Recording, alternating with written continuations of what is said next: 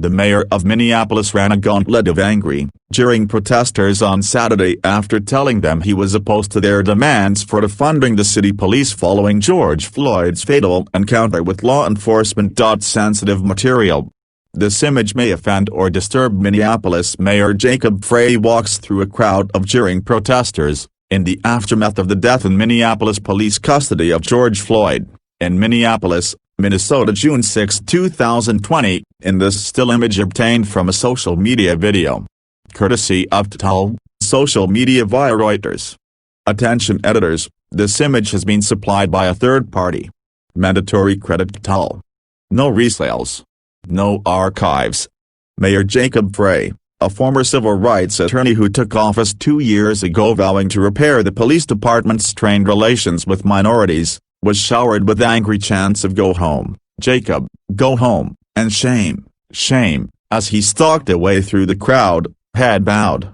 Onlookers' video of the spectacle went viral on social media on a day when tens of thousands of demonstrators in cities across the country staged a 12th straight day of protests demanding an end to racial bias and brutality in America's criminal justice system. L4 and 2DJ03G, Frey was first thrust into the national spotlight nearly 2 weeks ago, after cell phone footage emerged showing Floyd, a black man in handcuffs, lying face down in the street and struggling to breathe as a white policeman knelt on his neck. The 38-year-old mayor immediately decried the deadly use of force in Floyd's May 25 arrest as unjustified. Within days, as street protests raged amid a storm of arson and looting that went largely unchecked by police, Frey drew criticism from some, including U.S. President Donald Trump, for doing too little to restore order. The mayor ultimately imposed a curfew to help quell the disturbances. All 4 Minneapolis police officers implicated in Floyd's death have since been arrested, including Derek Chauvin, the white officer seen pinning Floyd's neck to the ground, who was charged with murder. But demonstrators in Minneapolis and elsewhere have since refocused their demands from merely seeking justice for Floyd's death to a quest for far-reaching police reforms. Some activists have gone so far as to call for defunding and dismantling the police department altogether.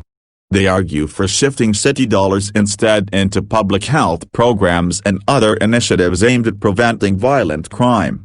On Saturday, according to an account by Minneapolis-based WCCO-TV, a throng of demonstrators marched to Frey's home and called on him to come out to address the crowd.